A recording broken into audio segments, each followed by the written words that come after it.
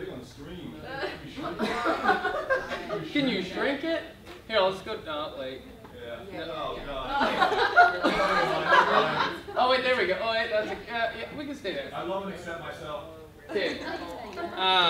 And obviously he's an amazing human being who wrote this book that I gave each and every one of you. And he's going to deliver an amazing speech for you guys today, and I'm looking forward to it. So, yeah, listen intently. Well, amazing is relative. Yeah. Are we doing podium today? Because this is very formal. Hello. If you'd like to. Hello. I'd like to talk to you today about global warming. It's very hot outside. Okay, so, hi. Welcome to, well, I'm the one that's welcome, so thank you for having me. Okay, so a couple things. Just want to tell you a quick story. I was just at a breakfast meeting just before this, which is why I'm a little bit late, and I was thinking about the person who I was the client I was going out with, and they were saying, you know, why do you do what you do, and what is your intention and why you're doing this. And I was thinking about it, and maybe it's just the day, or I'm fucking lit and I've had no sleep. And so I answered off the cuff. I thought about a story, and when I was a kid, I was like maybe 6 or 7, my grandmother had a coat closet in her, like a master bedroom closet, where you can put all your shit in there, and she kept all of her winter stuff in there. And I set up a computer in her closet, and it was one of those old Gateway 2000s, and I'm not that old, but this is a fucking old computer, like desktop, huge screen, like big screen, and it came in this big cow print box, and it came with one of those big booklets of CDs, and it had like Mavis Beacon Teaches Typing and like SimCity and all those old games. And I would go in there, yeah, right? Hey, it was really fun. It was really fun. It was. And it was legit. And I would go in there, and I would put up a sign with printer paper, and it would say, "Do not disturb writing in progress." And I would type out stories in there. And that was my first exposure to being a writer and thinking about, really just pure creativity. And I fell in love with writing.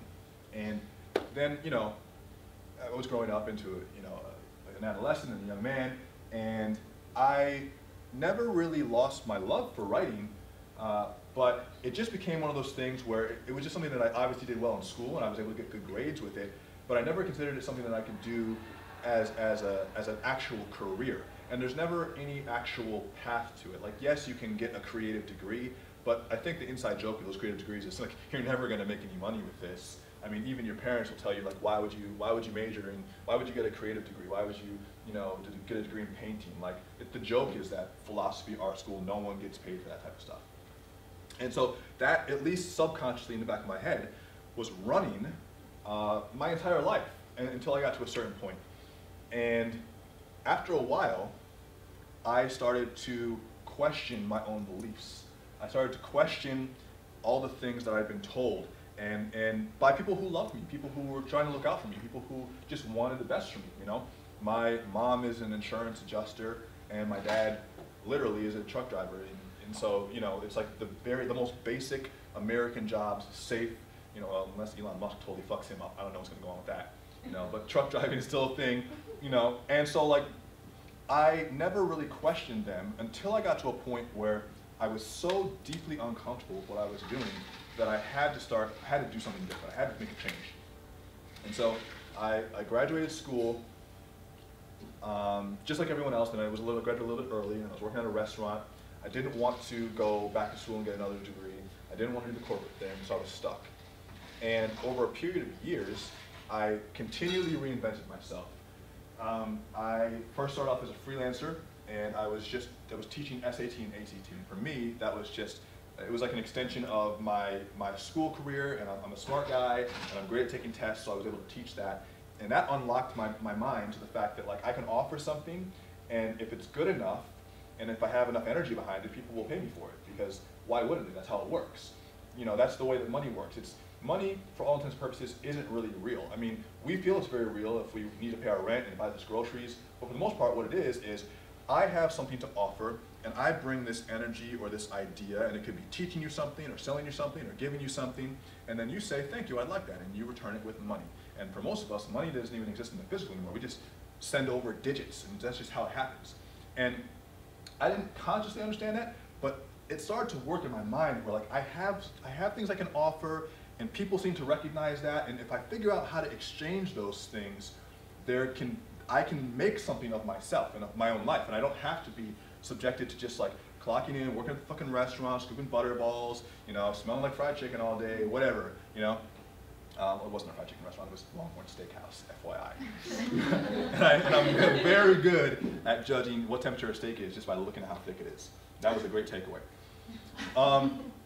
And so, but I gradually started to pull myself out. I started freelancing, and then over time, I started to think, well, you know, if I'm already like, I'm able to support myself. I was making a few $1,000s a month freelancing, and that was pretty much, that was enough for me to realize that I could step out of the matrix. But I still had a lot of things that were holding me back mentally, and I thought, well, you know, let me start writing these things out, and just for my own sake of clarity and for my own understanding, let me try to document some of this stuff. And then I just started my blog, and you know, at the time it was Rich 20-something, which you can tell is a very aspirational name, because you know, at 23, when I'm working at a restaurant, I'm not a rich 20-something. It's something that I wanted to be. Now, looking back on that, I realized something very important. And actually, you know what? Can we scroll up? I want to show you this. I just made this post, and it elucidates this point. Okay, right? And this is what I realized now that I didn't realize then. You have it backwards. Achievement starts in the mind first. Then you see it in reality. Most people want to see it before they'll allow themselves to feel it, and then they wonder why it never materializes. I didn't know I was doing this, but I thought, rich 20-something, that's going to be me. And I saw it in my mind first, and because I saw it, the path kind of lit up. Now, it doesn't mean that the path was all lit up. This room is all lit, and then we can see everyone in the room and see all the features of the room. But the deal with entrepreneurship and really just life is that it's not like that. It's like a flashlight. And you see about 3 or 4 steps in front of you, and what you do is you build confidence in yourself. And you take one step and you say, okay, solid footing. Okay, solid footing. And over time, your light gets a little bit brighter and your footing gets more sure, and then you have confidence to walk forward and step right into what you're doing. Step into your goals. You say, I am that. And you step right into it. And that's kind of what, for me, what the website and the blog was, and then it became a reality. And so I continued to keep writing. I continued to keep developing myself, developing my craft. And again, looking back on this, and of course hindsight's always 20/20, 50/50, whatever, I look back on this and say, developing myself as an artist and as a writer was extremely important, because as you develop your craft, whatever it is, whether you're, you know, I mean, physique athletes, whether you're a coach, whether you're a writer, whether your artistic craft or the way that you deliver your work into the world is through video. I mean, shit, social media is an art too. Like, there are people who are way better at it than me, and they're artists at it. I'm not. You know, I look at my fucking face and Jesus, you know? But you develop yourself, and your craft becomes a vehicle for personal growth. And I don't really consider myself a personal growth expert, and that's not really how I pigeonhole myself, but I realized that me creating my work was that vehicle, and I continued to write over the years, and I started writing a blog, and you know, people picked it up. It just got picked up, and there's no other way that I can say it. I was watching, you know, some ratchet shit the other day. I was watching Cardi B on Instagram, right? I know Cardi B, and she's like, I don't know why I'm so successful. Y'all be asking me why I'm so successful, and I don't know. I just tried. And you know, it doesn't sound very insightful. It's not very insightful, but there is a nugget there, and the idea is that successful people don't always know that they're going to be successful, or they don't always know the path, but they understand that putting yourself out there opens up the opportunities. You don't start and say, what's the exact plan, what's the game plan, and what is the exact blueprint. You can have that in mind, you can read a bunch of blog posts, you can watch all the YouTube videos in the world, but you as well as I know that when you do that, if anything just burns you out, because you're like, oh, there's so many things I could be doing, there's so many options, you know, Amanda did it this way, Brennan did it this way, and I tried that, it didn't quite fit for me, it didn't quite work for me. When am I going to get my thing? When am I going to pop off? When am I going to get all these followers? When am I going to get an email list? When am I going to start making money? And you try things that other people do and it doesn't work for you because you're expecting the blueprint to show you the way when really it's your heart that shows you the way. It's your heart, and then you activate your mind. You know? Is that what you said? I said preach. Yeah, yeah. It starts here. It starts here, and then here it activates your brain. Your brain's an important tool, but it can't know everything. You think about your intellect. Your intellect relies on past information. Right? Your intellect can only look at what's happened in the past and say, well, that worked before, maybe that will work again. Scientists look at data and they say, well, this worked before, this will work again. But life isn't always a science. Sometimes life is an art. It's creative, okay? You're literally creating. So it starts here and you follow this with your little flashlight and you step into it, right? So that was inadvertently what I was doing. I can only speak about this now because I've done it, but I didn't know that at the time. But I stepped into it and I continued to write, I continued to develop myself, and over a period of years, people saw that energy, they saw that enthusiasm, they saw that, you know, for lack of a better word, it's an overused word in the fucking industry, passion. They saw the passion and they're like, this guy has something, I don't know quite what it is, but there's something here. And they got picked up. An Entrepreneur magazine picked it up, a Time magazine picked it up, but I still wasn't made then. I'm not getting paid for that stuff, you know, but I started to get some visibility, I started to get on the radar. Then, you know, eventually, because I put myself out there, the opportunities started to unfold themselves. And so I got the opportunity to write the book. Because you write the book, people think you're very credible, they think you're an authority, which of course I am when I step into that, and I agree with that. But at the same time, it's all perception, right?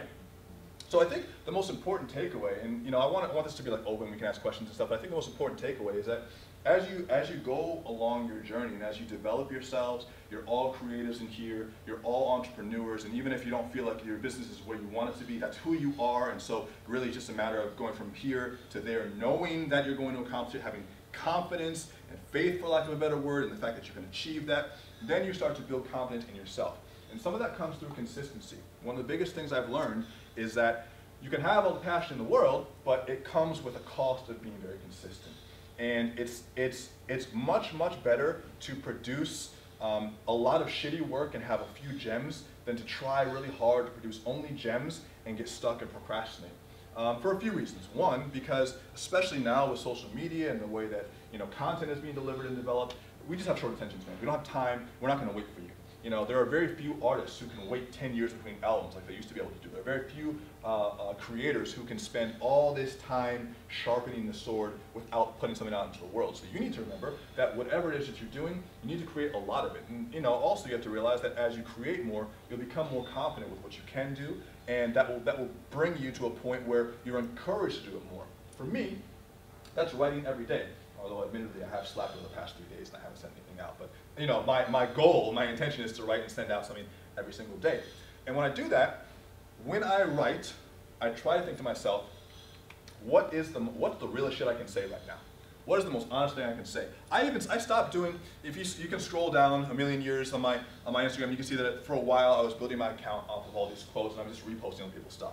And one day I thought, you know, why would I want to just be an echo chamber of everyone else's ideas? Why don't I think of the honest things that I want to say and really say those things? Now, the thing is, I built a lot of my following off of just echoing other people's ideas, and it did work to an extent.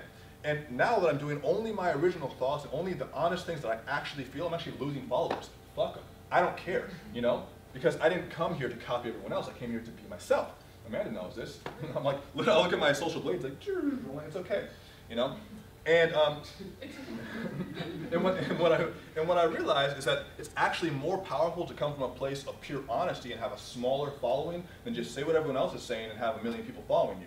Because then they really can't distinguish you from anyone else. You know, everyone has their own swag, everyone has their own flavor. And so as you develop that and you build confidence in that, other people feel that confidence, they feel that energy, and they want to be a part of that. And then as that grows and changes, they see the energy, they see the enthusiasm, and they want to pay you money for that. They want to be around that. Because people pay you money to be around you. Even if you have a product, they pay money to be in that product's universe. I mean, a lot of us do things here where we're sponsored by different companies, or we support different products or supplements or gears.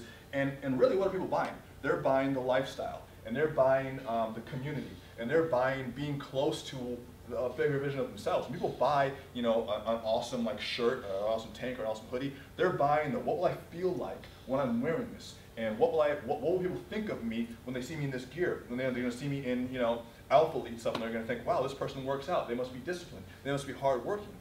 You know, and a lot of other assumptions about them too, which may or may not be true. But that's what you're really buying, and that's what builds upon itself, that energy. So I think it's really important that, you know, especially now because in the past 3 to 4 years especially, social media has become just thick.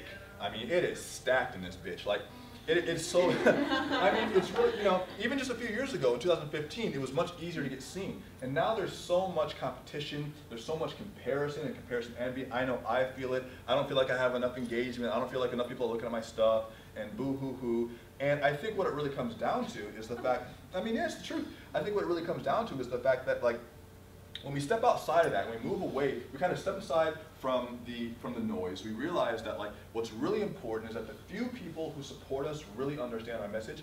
It's not our job to get everybody, because we attract people and they attract others. We build our tribe in that way. It's not our job to try to reach the most people at once. It's our job to reach the people who really get it and let it gradually expand and extend itself over time. You know, everyone here is in their 20s or 30s, and you guys have 20 years. You have 20 years to develop yourself. I mean, you know, presumably for life, but I'm just saying, like, you guys have decades to develop your ideas, to develop your talents. Your creativity is going to skyrocket. You're going to grow as individuals, and as you grow, you're going to have more important and meaningful, insightful things to say, and that's going to make you guys have, you know, become more resonant with the people that follow you. You know, from now, where I am now at 29, I know there are people that in 20 years will still be following me from when I was 23, just from back then. And so I think about that, and I think, you know what? I take a breather. I have time.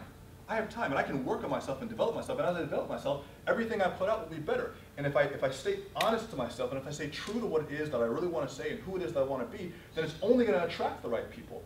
And even now, looking at my book, I think to myself, I read through it, and sometimes, you know, when I'm in the toilet, I read it to myself, I say, oh, that's clever. You know, I don't even remember I said that. I'll read half of it, I don't even remember I said it, you know? And I'll look at it, and I'll read things, and I'll say, you know, I don't agree with that anymore, because that book is a screenshot, oh God, it's a photograph of who I used to be. The book came out when I was 29, it came out this year, and I wrote it when I was 27, and I had those thoughts when I was 26 and 25. So 5 years ago, Daniel was way different, much more of a fuckboy. Now, really nice. No, just kidding. I'm with the same girl. But the idea is that your ideas will change over the period of years where as you develop yourself. And so you don't need to feel married to the concepts that you're talking about now. You can be all in fitness, all in nutrition, all in health, and completely pivot and be selling fucking widgets and, you know, like multi-toggle flannel spinners next year. It doesn't matter. You are the source of all your best ideas. You are the ones that have come up with your best ideas at this point, and in 10 years, you will also be the source of your best ideas. So you have confidence in yourself. And again, with a little flashlight, taking those steps forward into your creativity, into a place where people will see you and understand your message, and then those people will follow you, and you're never going to have to worry about getting a job. You're not going to have to, because the power that we have now in 2017 and beyond is that we can attract people to us who understand what we have to offer and offer us something back. It's just an exchange. Just like money is an exchange of ideas for value, we're now exchanging our value and our vibes with others, and we're not going to have to worry about going back. So erase the worry that this isn't going to work. It will work. It doesn't matter necessarily that it might take you X amount of time. You have to distance yourself from the idea that, you know, there's going to be there's some sort of time limit where if you don't achieve a certain amount of following or status or sales in X amount of months or years that you're not going to be successful. This is a long game. It's infinity. It's just one long day, and you continue to work on yourself and work on your craft. So my vision for you, my goal for you is that you come back with confidence, knowing that you're not on a